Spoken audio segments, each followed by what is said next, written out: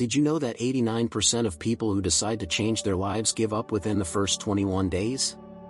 And that only 3% manage to maintain a real transformation for more than 6 months? But what if I told you that there is a method that has been tested for over 2,000 years that can break this statistic once and for all? Over the next 45 minutes, I'm going to unlock mental codes in your mind that philosophers like Marcus Aurelius, Emperor of Rome, Seneca, advisor to emperors, and Epictetus, a slave-turned-master, used to transform not only their own lives, but to influence entire civilizations. You'll walk away from this video with a whole new mental map of how true transformation works. Stoicism isn't just dusty old philosophy. It's a mental technology that modern neuroscience proves works. While most people get stuck in cycles of anxiety, procrastination, and toxic relationships, practitioners of these techniques develop a mental fortitude that makes them virtually immune to the emotional chaos of the modern world. Here's the brutal truth: you've tried to change before and you've probably failed. Not because you didn't want to, but because no one taught you that real transformation happens in specific layers, in a precise sequence, over exactly 30 days. Not 21, not 90 to 30 days is exactly how long your brain needs for deep neurological rewiring. I'm going to guide you through 10 progressive practices. Each one will be applied for exactly 3 consecutive days. On days 1 to 3, you'll master the art of distinguishing what's under your control from what's not. This alone will eliminate 80% of your anxiety. On days 4 to 6, we'll implement a self-awareness technique that great leaders use for accelerated evolution. And so on, until on day 30, you look in the mirror and see a completely different person. But I need your full commitment. If you only apply 50% of these techniques, you will get 0% of the results. Stoicism is not motivational self-help, it is character reconstruction. It is precise mental surgery. So, if you're ready for the next 30 most transformative days of your life, let's start by unlocking the first code. But first, subscribe to the channel to continue receiving videos like these, okay? Epictetus was in chains. Literally. As a slave in the Roman Empire, he had no control over where he slept, what he ate, or even whether he would live to see the next day. But in an epiphany that changed the history of philosophy, he realized something revolutionary: even though he was physically chained, his mind remained absolutely free. This discovery became the central pillar of every Stoic transformation, the dichotomy of control. And in the next 3 days, you will master this technique that eliminates anxiety at its root. Here is the first code I am going to unlock in your mind. There are only 2 categories of things in the universe: things you control completely and things you do not control at all. There is no middle ground. There is no such thing as partial control. This illusion of partial control is exactly what is destroying your peace of mind. What do you really control? Only 3 things: your conscious thoughts, your deliberate actions, and your chosen responses.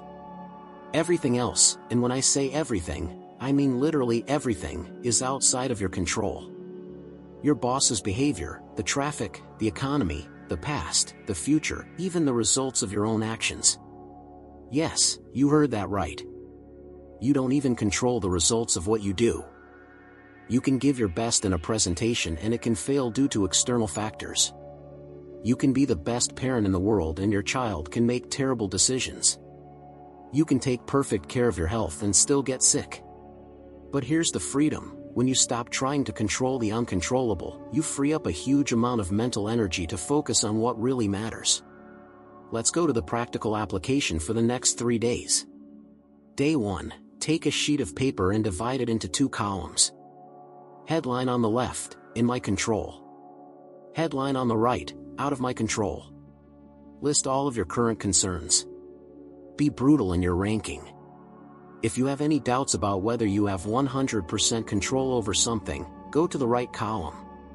Day 2. Every time you feel anxious or frustrated, ask yourself the magic question: is this in my control or not? If it is not, practice the phrase, "This is not up to me, it is up to the universe." If it is in your control, act on it immediately. Day 3. Implement the visual circle of influence. Draw a small circle in the center of a sheet of paper, your actions. A larger circle around it, things you can influence but not fully control. And everything outside the circles, no control. Refer to this image whenever you feel overwhelmed. At the end of these 3 days, you will notice something extraordinary. Anxiety about external things simply disappears. It is not suppression, it is clarity. You are literally retraining your mind to function like that of mentally strong people. But mastering control is just the first step. For the transformation to be permanent, you need to develop deep self-knowledge. And that's exactly what we're going to unlock in the next 3 days. Seneca, the richest man in the Roman Empire, had a ritual that he considered more valuable than all his riches. Every night, for exactly 10 minutes, he would become the judge of his own life. Not to punish himself, but to know himself with a depth that few humans ever achieve. This is the second code I will unlock. Real self-knowledge does not come from therapy, coaching or courses. It comes from a daily and honest encounter with yourself, where you become both the scientist and the experiment. The difference between people who truly change and those who remain stuck in the same patterns is simple. The former observe themselves objectively every day. The latter live on autopilot, repeating the same mistakes because they never stop to analyze them. But be careful, there is a world of difference between the Stoic nighttime examination and the toxic rumination that most people engage in. Rumination is obsessively chewing over problems without reaching conclusions. Stoic examination is scientific inquiry with the purpose of growth. Here is the exact protocol for the next 3 days. Day 4, focus on your emotional reactions. Before bed, recall 3 moments during the day when you reacted emotionally: anger, anxiety, frustration, sadness. For each, ask yourself 3 questions. What exactly triggered this emotion? Was my reaction proportionate to the actual event? And if this happens again, how do I want to react? Day 5, analyze your decisions under pressure. Identify 3 decisions you made during the day when you were stressed, rushed, or under pressure. Ask yourself, does this decision reflect my true values? What led me to make this choice? And what principles can I use to make similar decisions? Day 6, celebrate microscopic progress. Our brains are wired to focus on what went wrong. Today, force yourself to find 3 things you did well, even if they were small. It could be being patient in a line, listening attentively to someone, or resisting a destructive impulse. The secret is not in the perfection of the answers, but in the consistency of the habit. These 10 minutes each night are like a daily mental scan. You begin to identify patterns that were previously invisible, specific triggers that trigger your anger, situations that generate anxiety, behaviors that sabotage your goals. But the most powerful thing happens after a few days. You develop scientific compassion for yourself. You stop judging yourself morally and start studying yourself curiously. Interesting, I always react this way when I feel disrespected. What pattern is this? Now that you're developing clarity about your inner patterns, it's time to completely transform how you deal with external obstacles. Get ready to unlock Stoicism's most counterintuitive code. Marcus Aurelius wrote a quote that changed my life forever: "The obstacle to the way becomes the way." When I first read this, I thought it was just beautiful philosophical poetry. I was completely wrong. This sentence is a mental algorithm. A mathematical formula to transform any problem into accelerated growth. And over the next 3 days, I will unlock this code in your mind so that you will never see obstacles the same way again. Here's the truth no one tells you: your brain is evolutionarily wired to see problems as threats. It's a primitive survival system that worked when our ancestors were fighting saber-toothed tigers, but today paralyzes us when faced with difficult emails. Mentally strong people have developed a neurological hack. They've reprogrammed their brains to see obstacles as signs that they're on the right path. Like personalized exercises that the universe created specifically to develop them. It's not toxic optimism. It's strategic realism. Let's go to the transformation protocol. Day 7, take 3 small problems you faced today: traffic, being late, equipment that broke, someone who irritated you. For each one, apply the 3 angles technique. First angle: how does this make me stronger? Maybe traffic teaches you patience. Being late forces you to be more organized.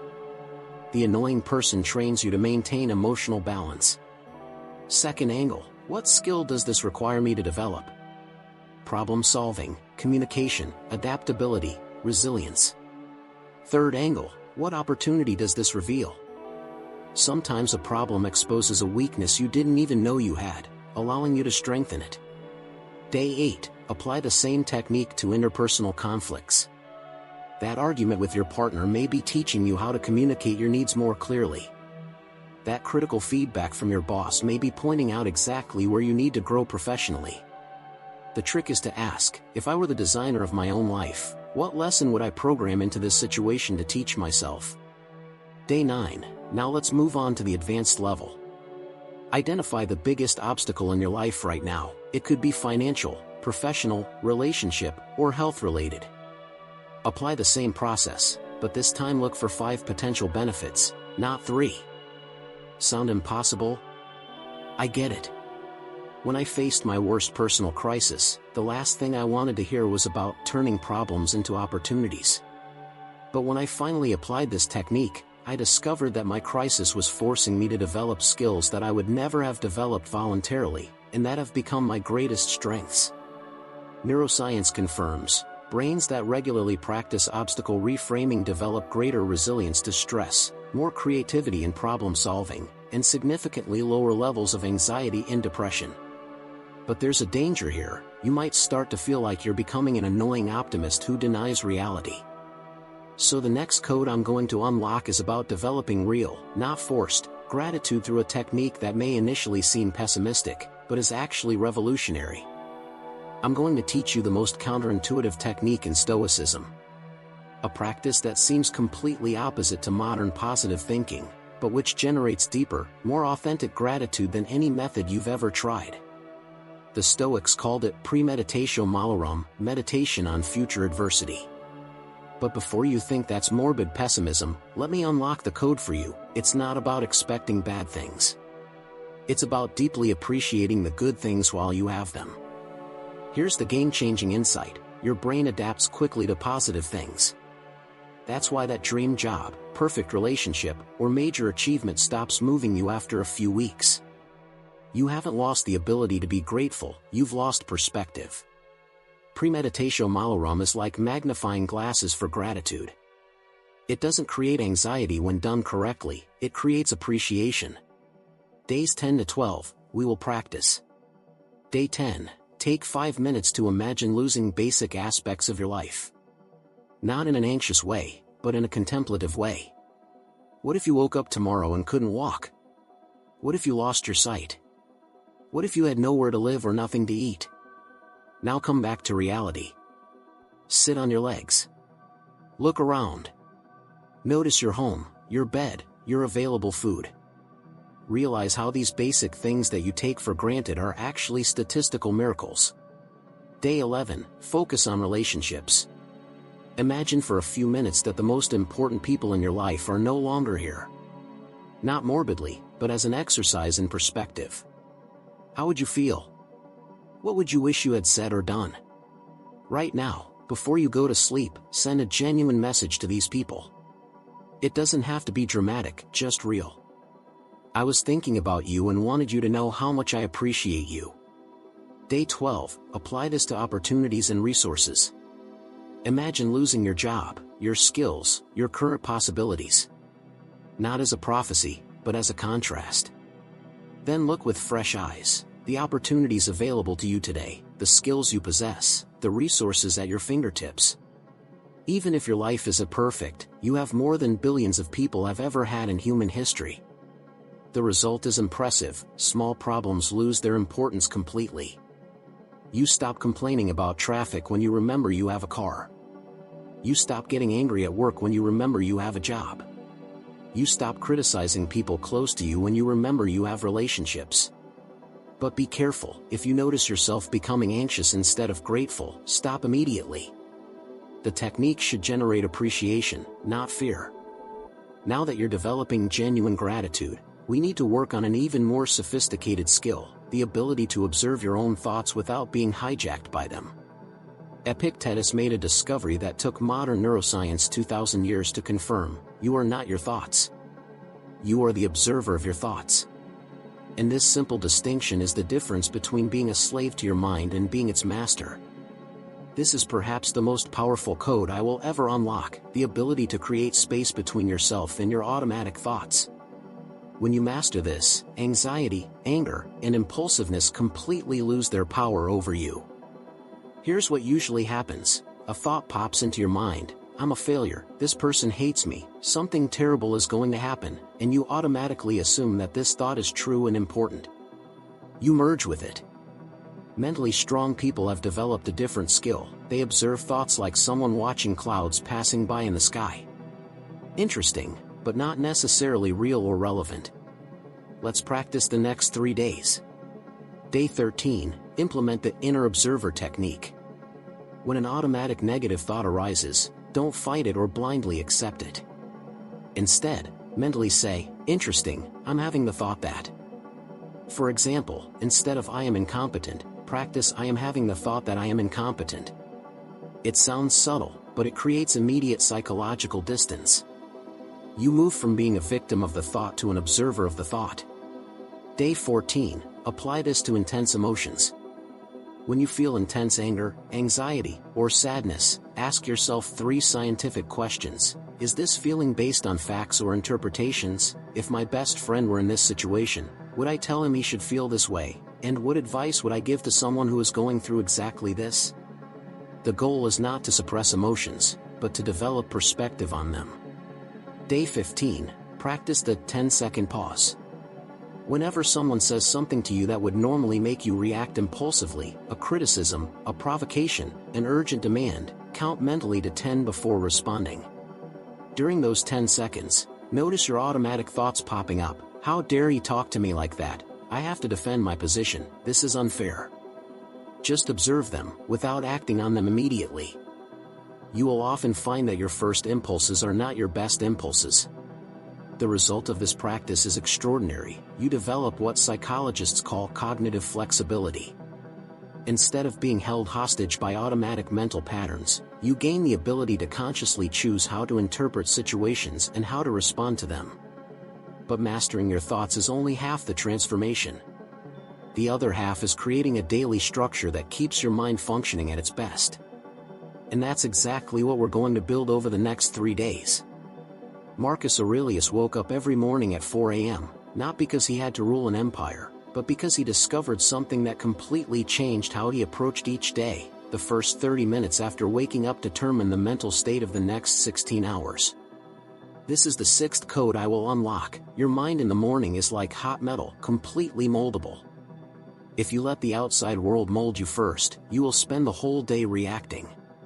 But if you deliberately program your mental state, you will become immune to the emotional turbulence that destroys most people. The difference between people who have productive, balanced days versus those who live in constant reactivity isn't what happens to them, it's how they prepare their minds before anything happens. Here's the truth, you already have a morning routine. It's just not intentional.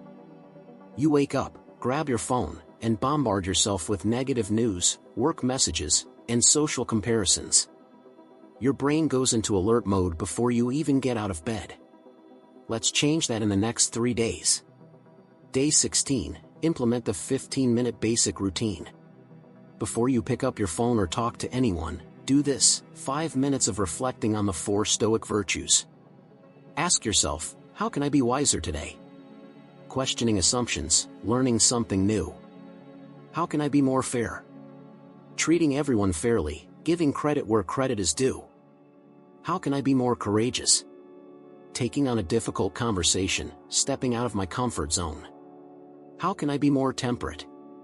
Resisting destructive impulses, practicing moderation. Then, spend 5 minutes visualizing your ideal day, not fantasy, but realistic. How do you want to feel? How do you want to react to challenges? What kind of energy do you want to bring to interactions? Final 5 minutes setting 3 intentions based on values, not just tasks. For example, I will practice patience in all interactions. I will seek to understand before being understood. I will focus on what I can control. Day 17, expand to 20 minutes by adding mindful breathing or simple meditation. It doesn't have to be anything fancy, just 5 minutes of deep breathing while watching thoughts pass by without getting attached to them. This calibrates your nervous system for emotional stability. Day 18, create your own personalized version. This could include reading a page of Stoic philosophy, light exercise, or active gratitude. The important thing is that it is deliberate, not automatic. What you'll discover is revolutionary. When you intentionally program your morning state of mind, situations that would normally stress you out simply lose their power. You respond instead of reacting. You maintain emotional balance because you've already established your center before the turmoil begins. But mental preparation is only the first step. For lasting transformation, you need to train your character through deliberate action. And that brings us to the next code: how the smallest actions of the day become the biggest shapers of your identity. Aristotle said something that revolutionized how I understand personal transformation: we are what we repeatedly do.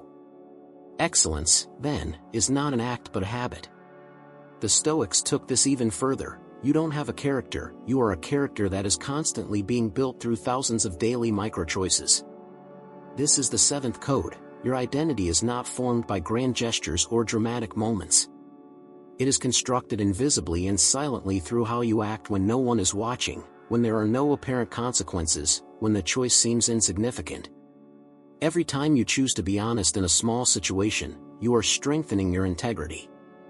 Every time you practice self-control in a minor temptation, you are developing discipline for bigger challenges. Every small act of courage builds reserves of bravery for moments that really matter. Let's apply this through the 4 cardinal virtues. Day 19, wisdom in action. Today, practice intellectual humility. 3 times a day, genuinely say, "I don't know," when you don't know something, instead of bluffing or avoiding it. Ask someone at least one curious question about something they know better than you. Question an assumption you make about a situation before reacting.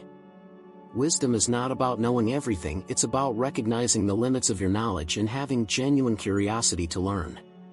Day 20, justice in action. Focus on microscopic fairness. Give someone credit publicly for an idea or help. Treat someone inferior in the hierarchy with the same respect you would treat a superior. Do something for the common good without expecting recognition. It could be something as simple as cleaning up a mess you didn't make. Stoic justice is not about great causes, it is about being fair in everyday interactions. Day 21, courage and temperance together. Identify a conversation you've been avoiding and have it today, but with complete emotional self-control. It could be feedback you need to give, a boundary you need to set, or a mistake you need to admit. Practice temperance in something small. 2. Resist the urge to buy something unnecessary, the tempting gossip, or the urge to check social media. What happens during these 3 days is fascinating. You begin to realize that you are literally a different person in the morning and in the evening. Each virtuous choice doesn't just solve a situation, it changes who you are. You develop what psychologists call a values-based identity instead of an outcomes-based identity. Your self-esteem stops being dependent on external approval or achievement and starts being based on alignment with your values. But there is still a subtle obstacle that sabotages most transformations: our automatic judgments about everything and everyone. Get ready for the code that will release a surprising amount of mental energy. Marcus Aurelius wrote in his personal meditations, "Take away judgment and you have taken away suffering." It took me years to understand that he wasn't talking about being passive or accepting everything. He was revealing how our automatic judgments drain our mental energy and create unnecessary suffering. This is the 8th code, the difference between observation and judgment. Observation is it's raining. Judgment is what horrible weather. Observation is he arrived late. Judgment is he doesn't respect me. Observation is neutral fact. Judgment is the emotional story you add to the fact. Here's what I discovered. By eliminating unnecessary judgments, you reclaim an impressive amount of mental energy you didn't even know you were expending. Days 22 to 24, we will practice. Day 22, focus on judgments about situations. Every time you catch your mind labeling events as terrible, unfair, impossible, stop and reframe them. This is challenging and I can handle it. This is not what I preferred, but I can adapt. This is unexpected and I will find a solution. Practice especially with small things: slow traffic, weather, equipment that doesn't work, changes in plans. Instead of "that sucks," try "interesting, how am I going to adapt to this?" Day 23, apply it to people. This is a bit more delicate, but it's transformative. When someone acts in a way that you would normally judge negatively, ask yourself, what information do I not have about this person's situation? If I were their defense attorney, what arguments would I use? And how can I respond to the action without judging the intent? It doesn't mean accepting inappropriate behavior, it means separating the behavior from your interpretation of the person's character. Day 24, the hardest part is judging yourself. Notice your critical inner voice: "I'm stupid. I always do everything wrong. I'll never succeed." Replace it with factual observations: "I made this particular mistake, this strategy didn't work, I need a different approach to this situation." Constructive self-criticism focuses on specific behavior and improvement. Self-judgment generalizes negatively about your character. The result is liberating. You stop wasting mental energy on indignation over things you cannot change. You stop creating internal dramas over neutral situations. You stop sabotaging yourself with destructive self-criticism.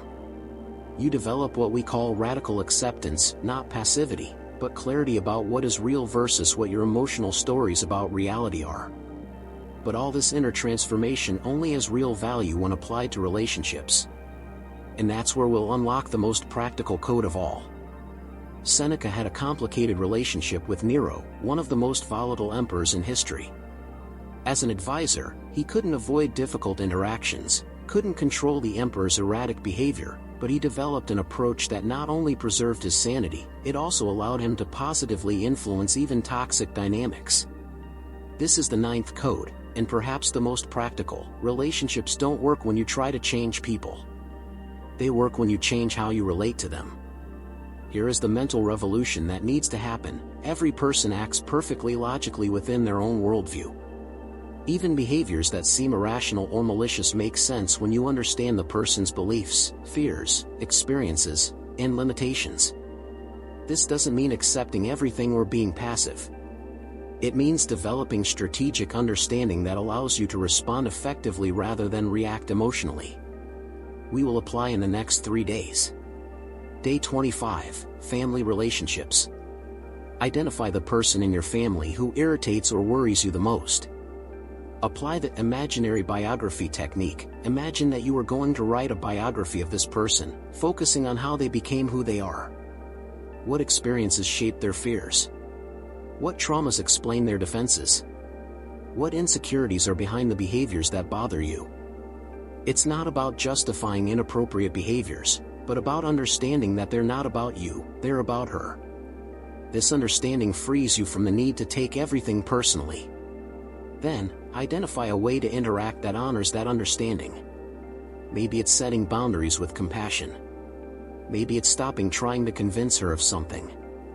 Maybe it's simply listening without trying to fix it. Day 26, professional relationships. Apply the same process to that challenging boss, colleague, or client. What pressures does he or she face that you don't see? What insecurities might be driving difficult behaviors? How can you communicate your needs in a way that makes sense within his or her logic? Practice the presumption of good faith. When someone acts in a way that upsets you, first assume that they did not intend to hurt you. Ask yourself, what innocent explanation could there be for this behavior? Day 27, casual relationships, neighbors, attendants, strangers on the road.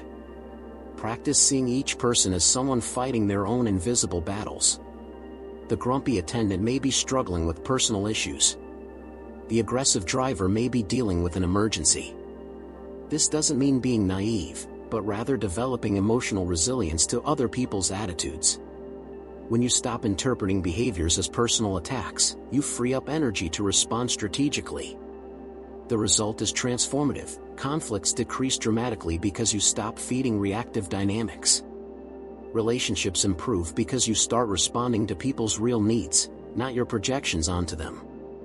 You develop genuine influence, not manipulation, but the ability to create authentic connections even with difficult people. But all this mental and relational transformation can only be sustained if you develop real resistance to life's challenges. And that brings us to the final code. Epictetus taught that the body grows stronger through progressive exercise. You don't start by lifting 220 pounds on day one. The mind works exactly the same way. And in the final 3 days of this transformation, we'll build your emotional anti-fragility through deliberate training with controlled discomfort. This is the final code, the difference between people who crumble at the first adversity and those who grow stronger from challenges is simple. The latter have deliberately trained their ability to deal with discomfort when there is no real crisis. It's like emotional vaccination, controlled exposure to small doses of discomfort to develop immunity to large doses of stress. But be careful, I'm not talking about punishing yourself or seeking unnecessary suffering. I'm talking about deliberately stepping out of your comfort zone into safe areas to expand your actual comfort zone. Days 28 to 30, Strengthening Protocol. Day 28, Controlled Physical Discomfort. Choose one of the following: take a cold shower for 2 minutes, or finish with 30 seconds of cold water. Exercise until you feel discomfort, not pain. Practice intermittent fasting for a few hours, or wake up 30 minutes earlier than usual. The goal is not masochism, it is to train your mind to stay calm when your body feels discomfort. This develops control over automatic panic reactions. During discomfort, practice mindful breathing and remind yourself, this is temporary, I can handle it, I am getting stronger. Day 29, Calculated Social Awkwardness.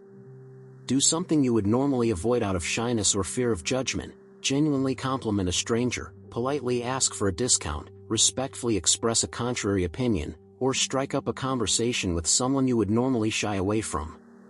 You will find that most of your social fears are much greater in your imagination than in reality.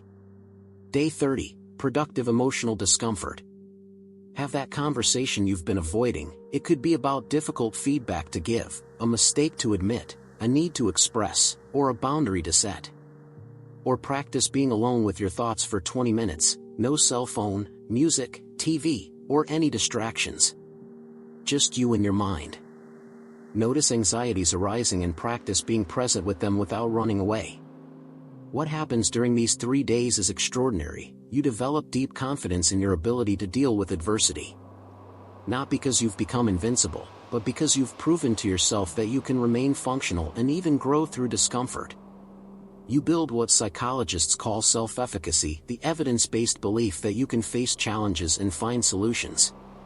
But individual transformation is just the beginning. For these changes to become permanent, you need a maintenance system. Congratulations! If you've made it this far and applied each of these practices, you're no longer the same person who started this journey 30 days ago. But transformation without consolidation is temporary. Now let's make sure these changes become permanent. Here's the reality: of the 10 codes we unlocked, there are probably 3 or 4 that have had the most profound impact on your life. This is normal and expected. Each person resonates more strongly with certain practices based on their personality and current circumstances. First step of integration: identify your big 3, the 3 practices that have yielded the greatest results for you. It might have been the dichotomy of control that eliminated your anxiety, the nighttime exam that increased your self-awareness, the transformation of obstacles that changed how you see problems. These 3 practices become your non-negotiable pillars for the next 30 days. Second, create your own reminder system. Transformation fails when you forget to practice. Set alarms on your phone, stick post-its in strategic places, or use habit tracking apps. Don't rely on motivation alone, it's fickle. Third, establish your weekly review routine. Every Sunday, set aside 15 minutes to evaluate: what practices did I maintain this week, where did I fall short, what adjustments do I need to make, and what progress can I celebrate? Fourth, be prepared for relapses. They are inevitable and do not mean failure, they mean you are human. When you find yourself falling back into old patterns, don't judge yourself. Simply resume your routines without drama. Fifth, adapt as needed. Your life will change in the coming months. relationships, work, circumstances. Stoic practices are flexible, adjust them to fit your current reality. For continued deepening, I recommend reading the original sources, Marcus Aurelius Meditations, Seneca's Letters to Lucilius, and Epictetus Discourses. But do so as a supplement to practice, not as a substitute. Seek out communities of practitioners, either online or in person. Having people who understand this journey will significantly accelerate your growth. What to expect in the next 6 months? You'll notice that situations that used to stress you out just don't get to you in the same way anymore. Relationships improve because you stop reacting defensively. You make better decisions because you have consistent mental clarity. But the deeper benefit is subtle. You develop an unshakable sense that no matter what happens, you have the inner resources to handle it. This confidence changes everything: how you carry yourself, what risks you take, how you relate to others. Stoicism is not a philosophy you study, it is an identity you build, choice by choice, day by day. We've reached the end of this journey, but you're really just getting started. Over the past 45 minutes, I've unlocked 10 mental codes that philosophers discovered 2,000 years ago and that modern neuroscience confirms they work. If you apply these practices for the next 30 days, not 50%, not when you feel like it, but 100% for the full 30 days, you will experience a transformation that will seem impossible to anyone who knows you today. In the first 10 days, you will experience a significant reduction in anxiety and greater mental clarity. In the next 10 days, relationships will begin to improve and you will develop remarkable emotional resilience. In the last 10 days, you will experience a profound sense of control over your life that you may never have felt before. But that only happens if you start today. Not Monday. Not after the holidays. Today. Grab a sheet of paper right now and do the dichotomy of control exercise I taught you in the first chapter. Divide your current worries into 2 columns, within your control and outside your control. This is your first official step. In the comments, tell me which of the 10 practices caught your attention the most and why. I will respond personally. And if you apply all of these techniques for 30 days, come back here and share your results. I want to celebrate your transformation. Don't forget to subscribe to the channel and activate notifications to continue receiving our videos.